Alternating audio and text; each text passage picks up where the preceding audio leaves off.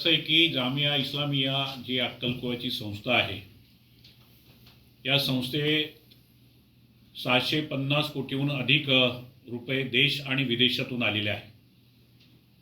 शिक्षणाच्या नावाखाली आलेला हा पैसा खरं तर देश विघातक कार्यासाठी वापरला गेल्याचा माझा या ठिकाणी स्पष्ट आरोप आहे. काश्मीरमधील फुटीरवादी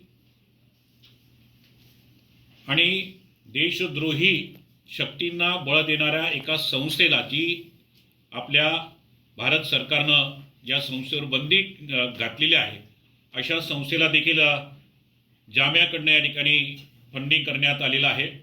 इतकं नव्हे तर देशामध्ये वेगवेगळ्या मशिदींना देखील या जामियानं मशीद निर्माण करण्यासाठी पैसा दिलेला आहे. इथले जे काही विद्यार्थी तयार होतात, मौलाना मौलवी हे देशवादामध्ये वेगवेगळ्या ठिकाणी जातात आणि देश इस्लामीकरण कशा पद्धतीनं होईल, या देशामध्ये हिरवं जाळं या ठिकाणी कशा पद्धतीनं विणलं जाईल, यासाठीचा यांचा प्रयत्न असतो. खरं तर आधुनिक शिक्षण देण्याची गरज असताना या संस्थेमध्ये केवळ आणि केवळ धार्मिक शिक्षण दिलं जातं आहे.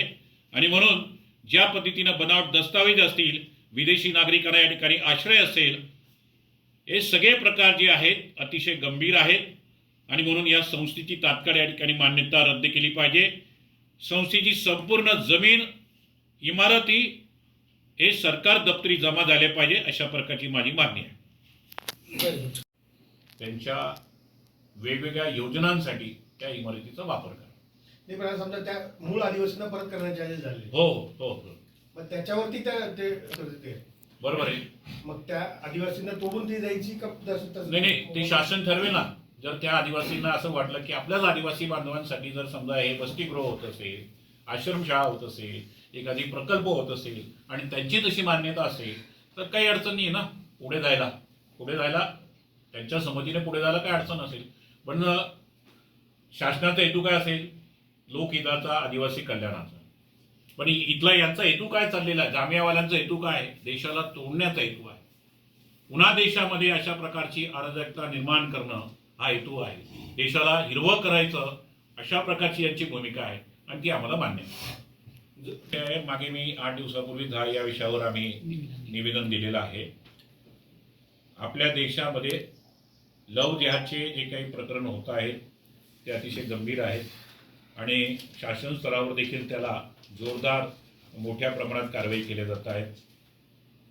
मी राम आहे, मी लक्ष्मण आहे, मी विजय आहे, अशी हिंदू नावाचा वापर करून हिंदू तरुणींना त्या ठिकाणी फसवलं जातं. हिंदू तरुणींना त्या ठिकाणी दिशाभूल केली जाते. तिच्याशी प्रेमजाळात अडकल्यानंतर तिच्याशी लग्न केलं जातं. लग्न झाल्यानंतर तो खरं स्वरूप त्याचं येतं.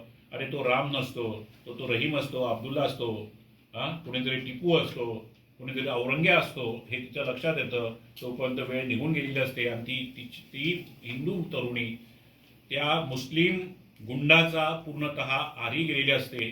तिचा छळ होतो. तिच्याबरोबर मग एक नव्हे अनेक प्रकारचे लोक अत्याचार करतात. तिला देशद्रोही कामासाठी देखील वापर केला जातो. आणि म्हणून लव जिहादच्या संदर्भात देखील आम्ही मागणी केली आहे की महाराष्ट्र सरकारनं इतर राज्याप्रमाणे कायदा करावा.